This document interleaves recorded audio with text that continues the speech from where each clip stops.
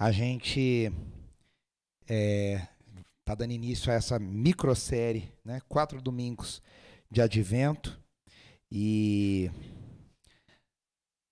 eu chamei de Bem Antes da Manjedoura, Isaías e as promessas do nascimento de um Messias judeu.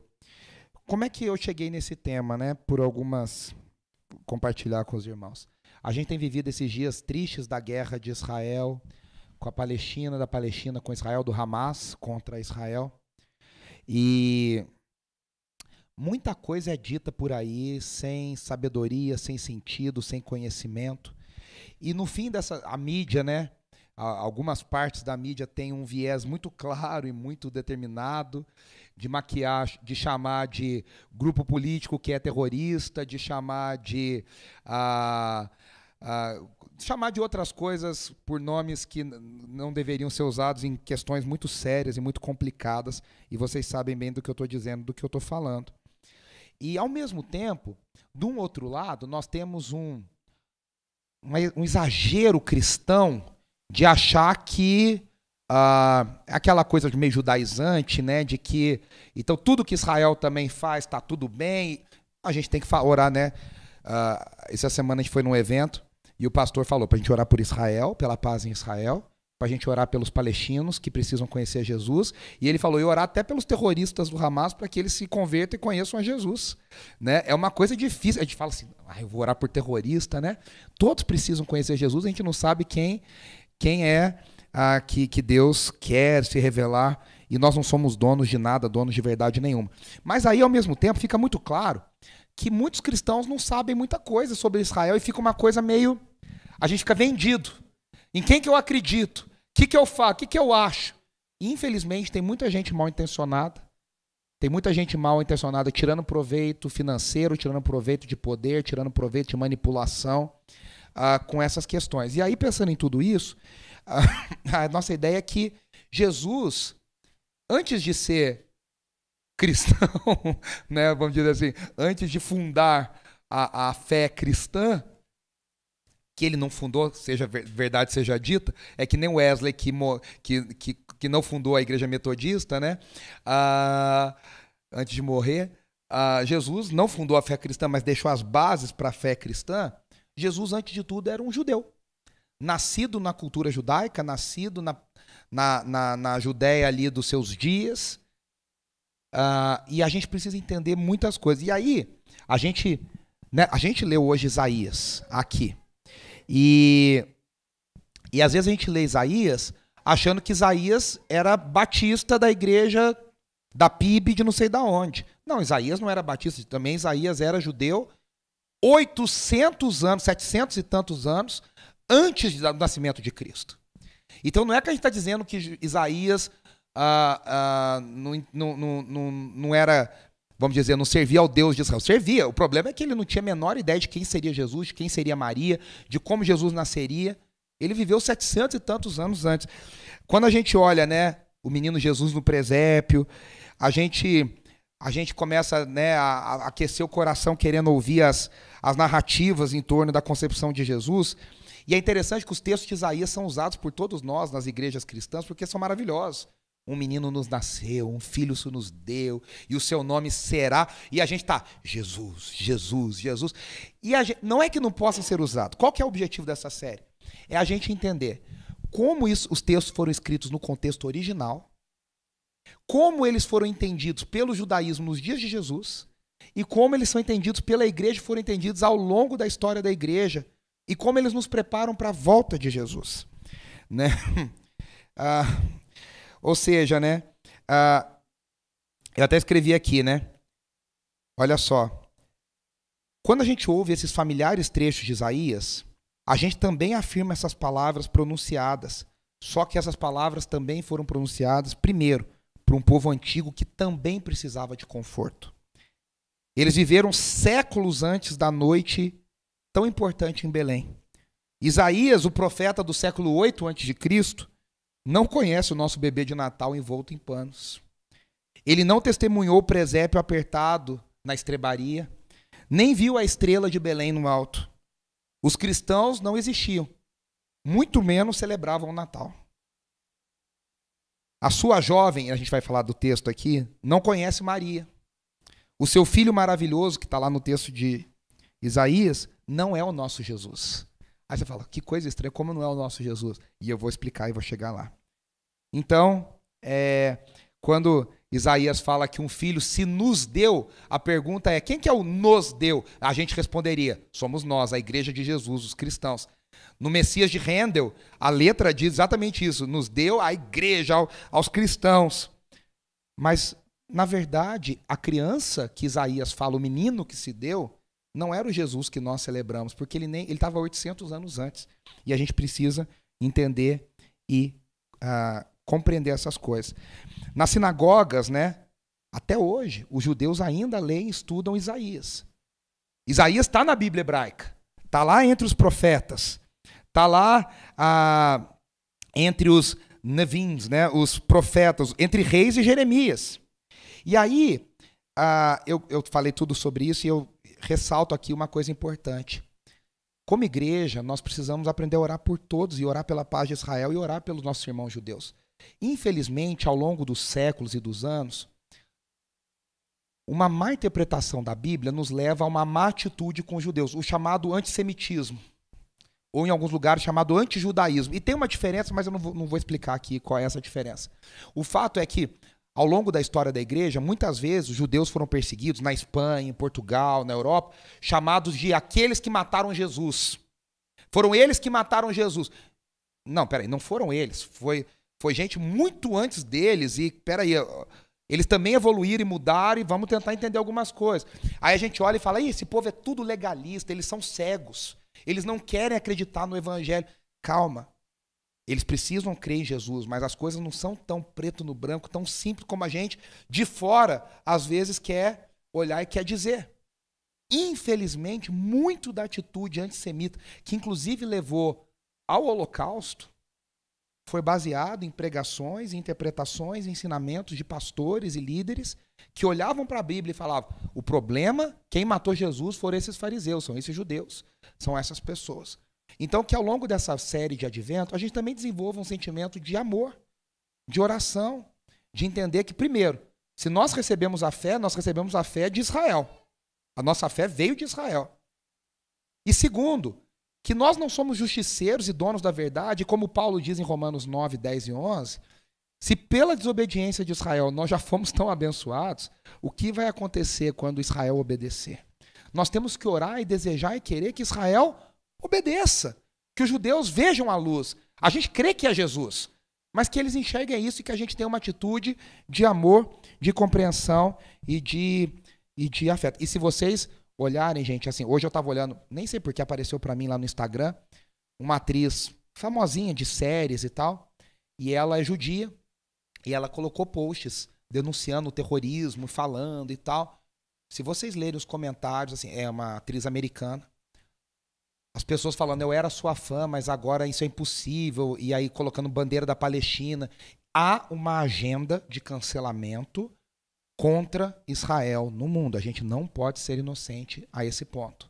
Então a gente precisa orar, entender e buscar entender o que Deus espera de nós. Então, nessa série, eu convido você a ver nós vamos ver 4 textos de Isaías com lentes bifocais. O que é a lente bifocal? A lente bifocal é aquela que serve para perto e serve para longe.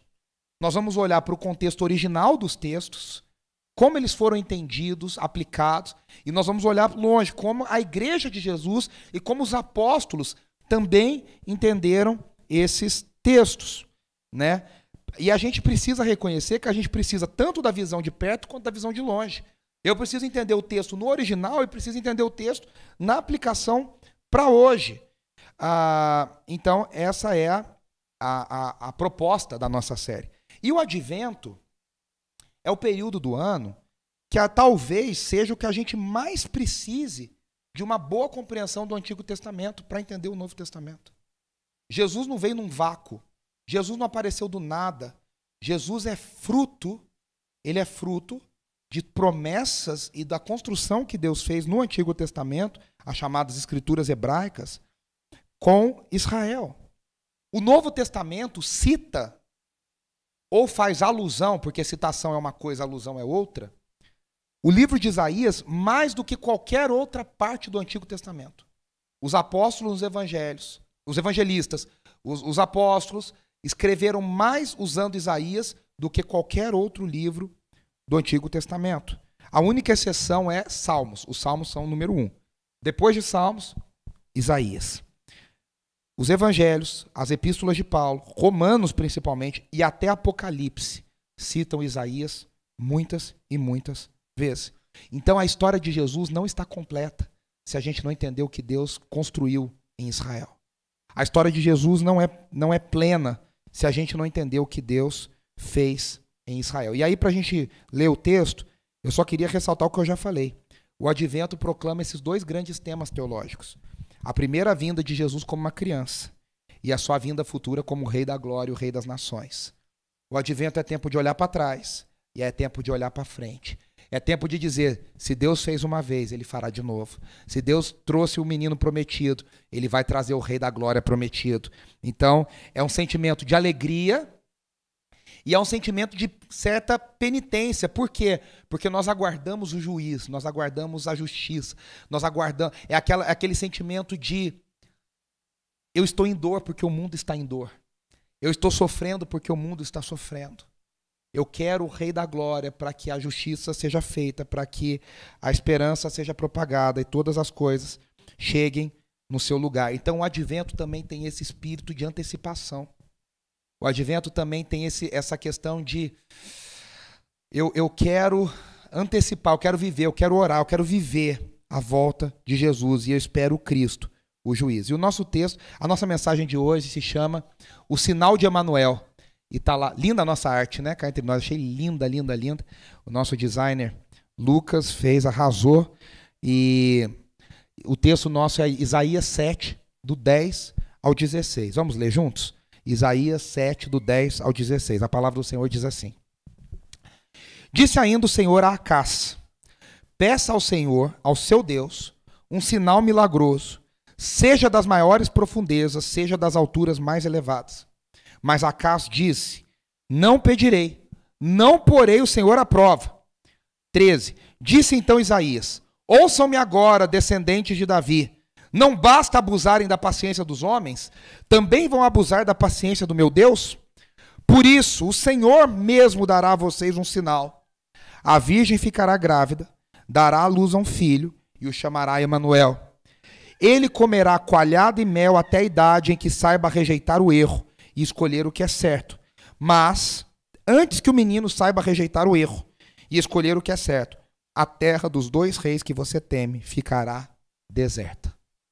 Eu não sei você, esse trecho é aquele que a gente lê com uma cara de interrogação, assim, tipo, do que ele está falando? Se a gente fosse um pouquinho mais adolescente, a gente fala, what? O que está rolando aqui, né? O que está acontecendo aqui?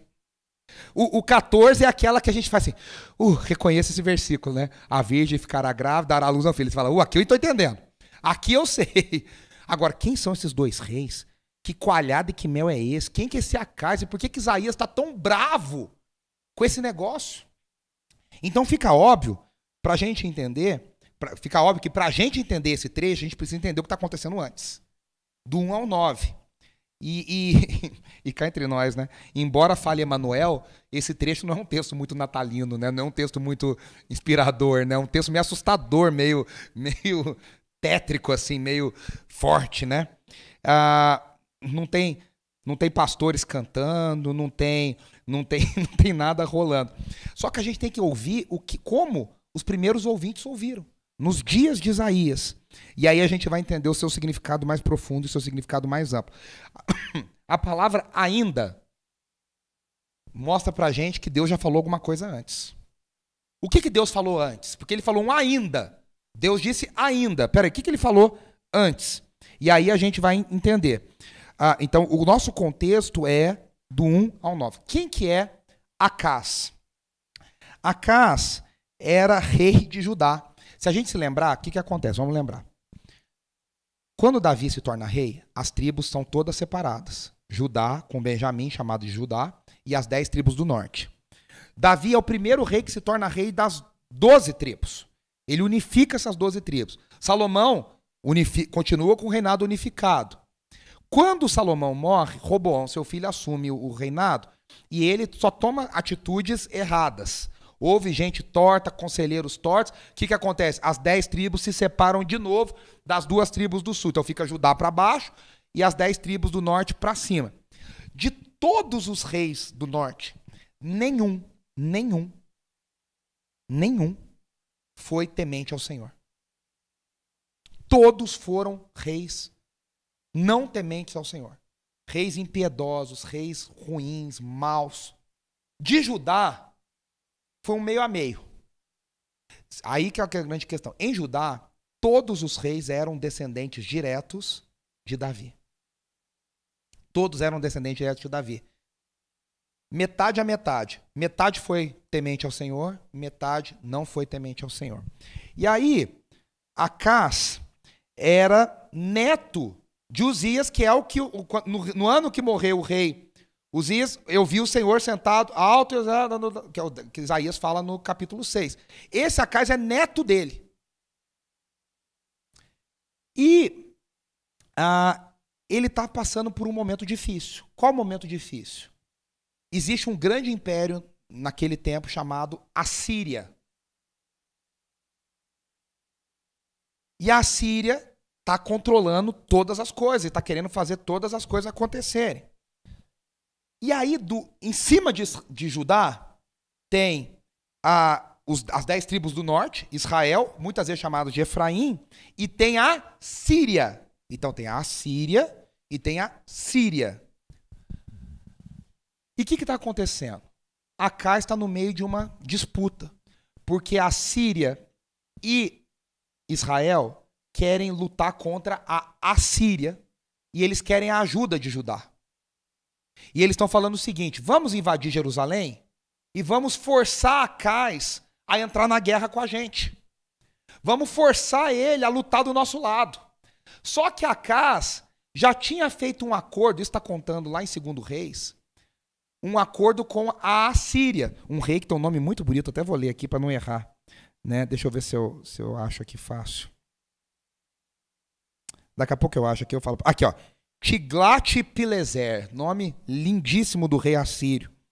O que ele faz? Ele vai até esse rei e ele se declara, ele se autoproclama escravo desse rei assírio. E ele fala: eu sou o seu escravo, eu sou o seu vassalo, então ofereça para mim proteção.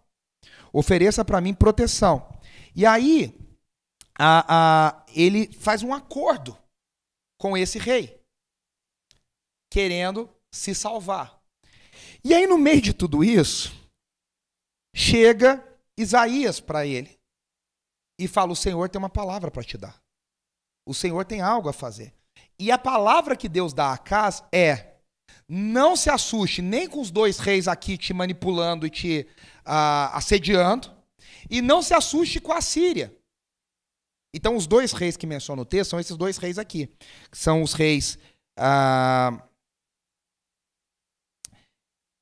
Rezim, que é o rei da Síria, né, de Damasco, e Peca, que é um rei de Israel.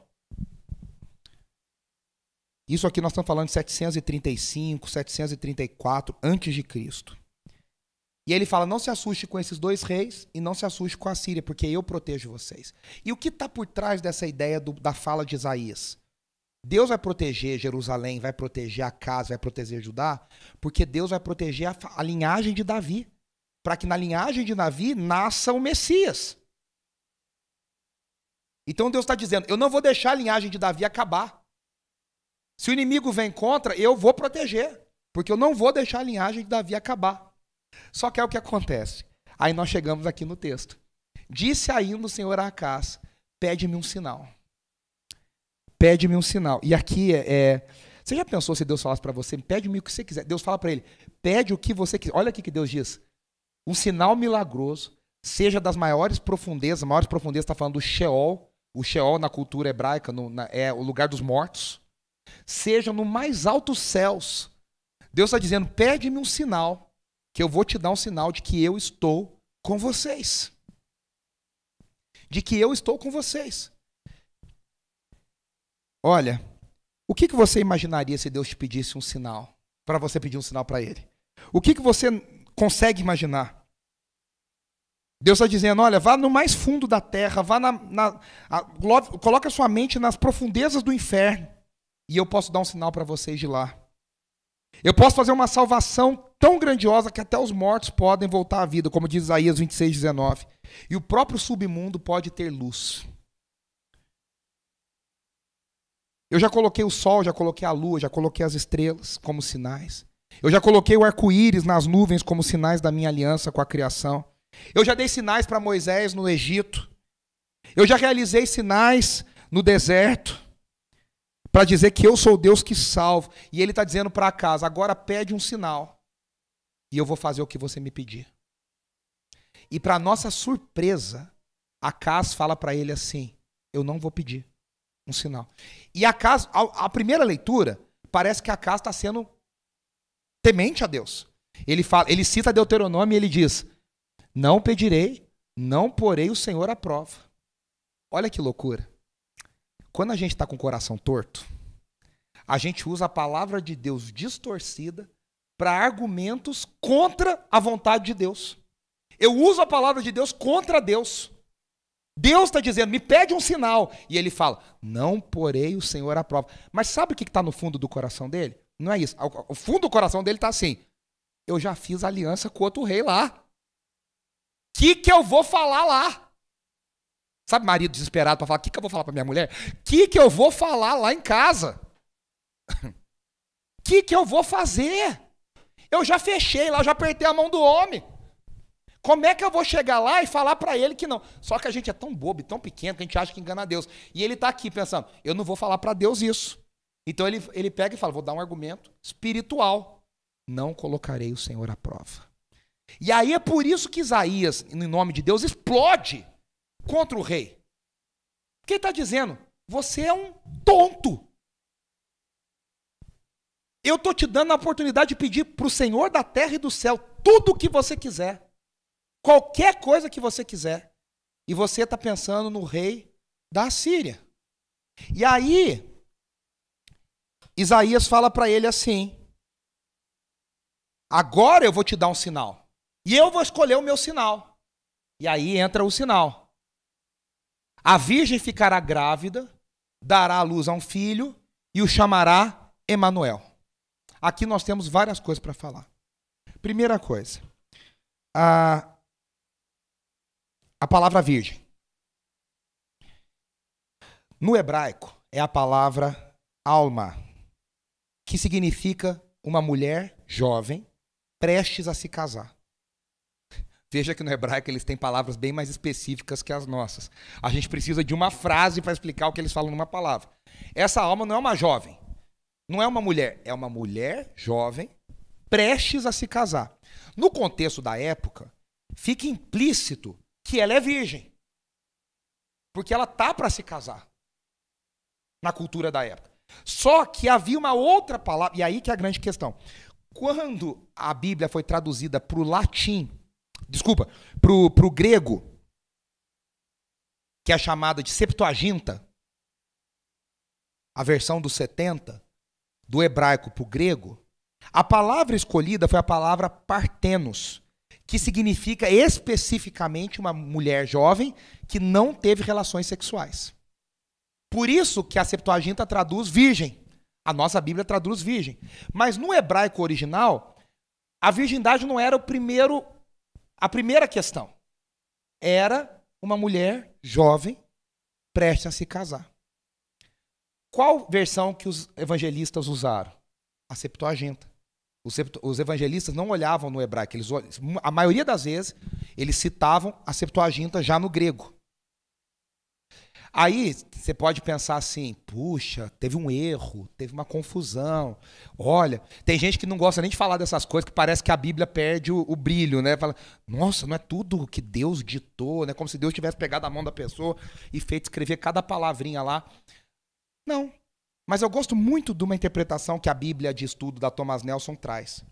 A Bíblia é maravilhosa, aliás, para quem estiver procurando uma Bíblia de estudo.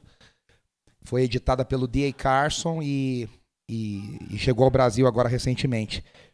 E eles falam o seguinte, Deus é tão maravilhoso que ele permitiu que Isaías usasse uma palavra tão específica.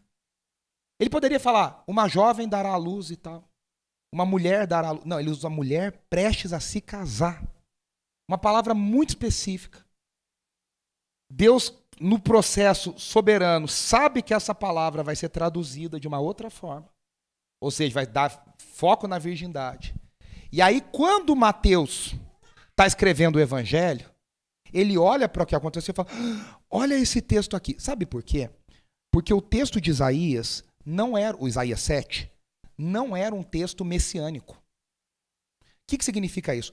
Que do século 8 até o nascimento de Jesus, nesses 700 e tantos anos, a comunidade judaica não olhava para Isaías 7,14 como, olha, esse é um texto que é uma promessa sobre o Messias que nós aguardamos. Eles olhavam para o Salmo 2, olhavam para o Salmo 22, olhavam para Isaías 9, olhavam para Isaías 61, olhavam para um monte de texto. Mas Isaías 7 não. Aí Mateus viu o que aconteceu. Maria, virgem, grávida pelo poder do Espírito Santo. Ele lê o texto e fala, caramba, esse texto já falava disso aqui. Guarde as devidas proporções. Eu gosto muito de umas coisas. Eu amo a história da música brasileira, cristã e da música não cristã.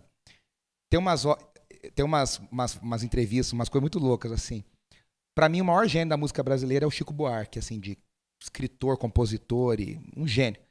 Só que é engraçado que, às vezes, tem pessoas que chegam pro Chico e falam assim, porque essa música que você escreveu, você quis dizer isso, e isso, e isso, e isso. E ele fala, rapaz, muito legal isso que você falou, mas quando eu escrevi eu não pensei em nada disso que você está falando aí. Mas funciona. Sabe, guarda a devida proporção. É claro que Deus sabia de tudo. Nem Isaías, ninguém sabia que estava lá. Mas quando Mateus, lá 800 anos depois, olha para trás e fala, rapaz, isso aqui estava aqui. E se está na Bíblia, é claro que Deus concorda com essa interpretação. Porque lá em Mateus 1, 23, diz assim, 22, 23. Tudo isso aconteceu para que se cumprisse o que o Senhor dissera pelo profeta. A virgem ficará grávida e dará à luz um filho, e o chamarão Emanuel. E ele até traduz, que significa Deus conosco. Agora veja só. O sinal de Isaías 7 não é uma virgem que vai engravidar. Provavelmente Isaías está pensando numa jovem mulher que vai casar, está prestes a casar, ou está prestes a dar à luz, depende da interpretação do hebraico. E o texto está dizendo que essa coalizão dos dois reis, Síria e Israel, será destruída. Deus está dizendo o seguinte, o meu sinal para vocês é que esse menino vai crescer e esses reis aqui já não vão existir mais. Esse problema já não vai existir mais. Deus está dizendo, o meu sinal para vocês é que a vida vai continuar. A linhagem de Davi vai continuar assim. Por isso que a maior parte das pessoas interpreta que esse menino que vai nascer é provavelmente o filho de Acás, que seria o rei, esse vocês conhecem, Ezequias. Um dos maiores reis da história de Judá. Um homem temente a Deus. A maior parte dos comentaristas entende que a mulher que vai dar à luz é a mulher de Acás e que o filho que vai nascer seria Ezequias. Para dizer o seguinte, os reis da terra podem tentar acabar com o meu plano, mas eu, o Senhor, asseguro que a linhagem de Davi vai continuar, porque o Messias irá nascer dessa linhagem. Legal isso, né? Interessante isso, né? Então, essa criança Emanuel seria uma continuação da linhagem davídica. E aí, não é surpresa nenhuma para a gente, quando a gente olha a história, o que aconteceu? Poucos anos depois dessa profecia, os reinos não existiam mais. Israel foi levada pela Síria, nunca mais voltou do exílio assírio, e depois a própria Síria foi destruída. E a linhagem de Davi permaneceu. Deus preservou. Isso é lindo, né? E aí, a gente olhou para o contexto original. Agora, quando a gente olha para o contexto de Mateus e o contexto do Novo Testamento, Mateus foi o primeiro a citar Isaías 7 em relação a Jesus. E aí a gente precisa entender algumas coisas. Primeiro, Israel está de novo debaixo do domínio opressor. Agora não é a Síria mais, agora é o Império Romano. Israel ainda aguarda, 800 anos depois, 700 e tantos anos depois, ainda aguarda a libertação.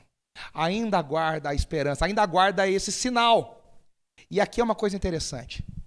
As promessas de Deus, Deus é tão Deus, que a promessa de Deus tem vários níveis de cumprimento.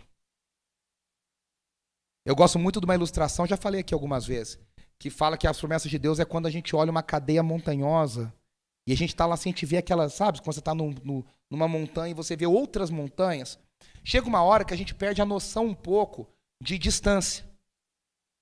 A gente perde a noção se aquele monte está perto do outro, porque no fundo para nós parece tudo a mesma coisa. Quando a gente olha para a promessa que Deus faz, inicialmente parece uma coisa só. Só que à medida que você vai andando, quem já leu o Hobbit aqui, né, do Tolkien, ou quem já viu os filmes sabe disso, eles têm que ir pela jornada lá na Terra-média. Rapaz, você chega, aí quando você olha, você fala, o negócio aqui é mais... É o ali de Mineiro, né? É logo ali. O negócio é longe. Longe. Você anda. Uma vez, eu e a Rebeca, a gente morava lá em Poços ainda. A gente era adolescente, a gente veio para um evento aqui em São Paulo, perto de onde vocês moram, lá na Lins de Vasconcelos, 1109. Você sabe onde era, né? A igreja que era lá. Aí o meu tio que mora aqui falou assim, não, vocês descem no metrô Vila Mariana, desce a pé rapidinho. Pô, 2 caipira. Vamos descer no metrô Vila Mariana e vamos descer rapidinho. E a gente descendo. E não chegava. E não chegava. Quem conhece a Lins de Vasconcelos sabe que do metrô da Vila Mariana até onde era a sede dessa igreja é longe. Tem um ônibus que chega rapidinho. Mas não sabia do ônibus. Ninguém falou. Era um tempo, isso era 2001, então a gente mal tinha celular. Celular com o jogo da cobrinha. Nós andamos. Até hoje a gente briga com esse nosso tio. Que a gente fala, tio, você fala que é tudo pertinho. A gente ficou lá 40 minutos descendo e não chegava na bendita da igreja. Né?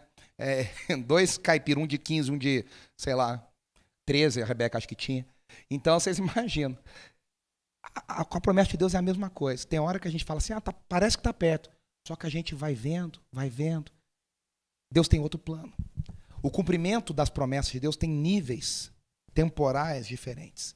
Se cumpriu na geração de Acás, se cumpriu no nascimento de Ezequias. Deus preservou o seu povo. Deus preservou a linhagem de Davi. E agora Mateus olha para trás e fala, aqui está se cumprindo também. A virgem, aí ele pega a palavra na Septuaginta, a virgem dará à luz porque Maria era virgem. E para a história de Jesus é importante que Maria seja virgem.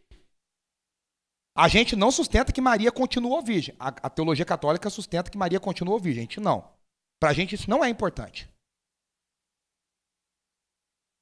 Mas que ela fosse virgem é importante na história.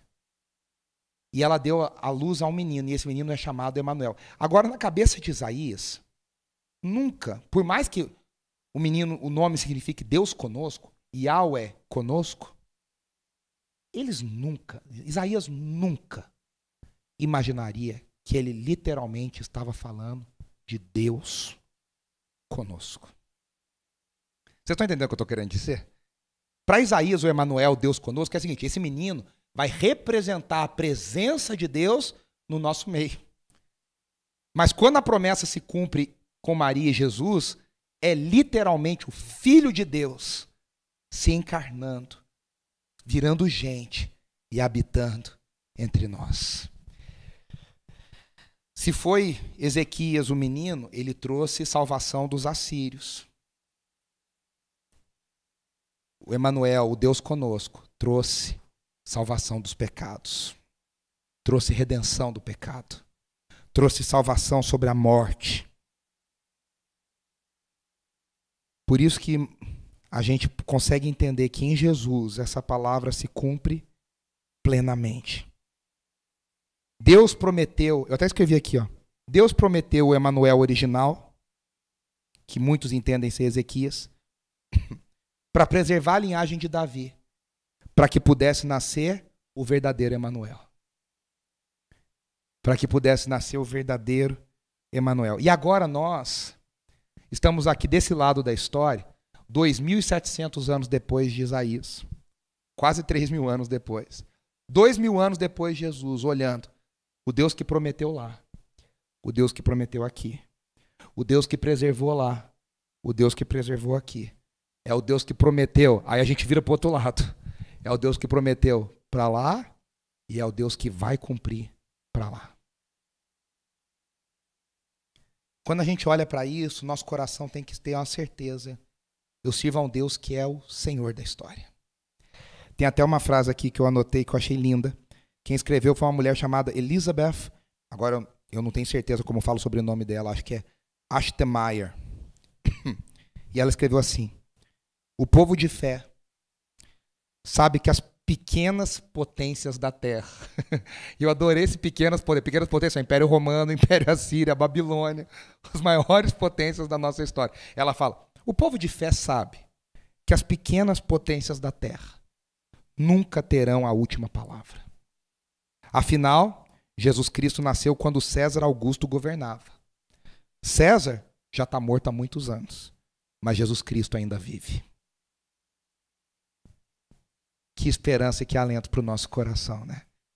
Nabucodonosor passou, Senaqueribe passou, Alexandre Magno passou, Napoleão passou, todos os imperadores passaram, mas Jesus permanece. O Emanuel permanece conosco. A promessa ainda é verdadeira. O Deus presente que ainda está conosco. Eu queria que você fechasse seus olhos.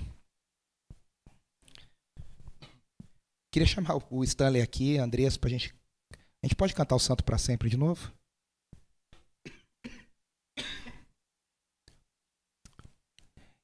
Isaías 7, você com seus olhos fechados, Isaías 7, no seu contexto original, afirma que Deus estaria com a casa de Davi durante o período mais desafiador da sua história. Como cristãos, a gente continua afirmando que Deus está conosco na pessoa de Jesus. Por isso que ao ler esse texto tão complexo, tão não natalino, as nossas esperanças podem ser renovadas de que Deus continua prometendo que Ele estaria conosco todos os dias. O nosso mundo não é um mundo mais fácil do que o mundo daquela época. Nós temos pessoas más no poder que querem controlar as coisas e querem destruir o povo de Deus e querem destruir o Evangelho e tem ódio do Evangelho. Mas nós temos uma promessa de que Deus está conosco. Isaías não sabia o nome dele, Isaías só o chamou Emanuel. Nós sabemos que o nome do Emanuel é Yeshua, Jesus, Deus que salva. Aquele que veio nos salvar do pecado, aquele que veio nos salvar da morte, aquele que veio destruir todos os seus inimigos. Num tempo de guerra e medo, lá nos dias de Acás, Deus deu ao seu povo um sinal para assegurar que estava com eles. Num outro tempo de tanto perigo, nos dias do Novo Testamento, do Império Romano, Deus deu outro sinal para assegurar que Deus permanecia com seu povo. E Deus continua dando esse sinal para nós hoje. No meio das potências mundiais, no meio das guerras, dos rumores de guerra, no meio de tantos bilionários controlando as mídias, controlando as redes, controlando tanta coisa. Deus continua dizendo para nós que Ele está conosco, que Ele está conosco, o Santo de Israel, o Deus presente no meio de nós. Deus está conosco.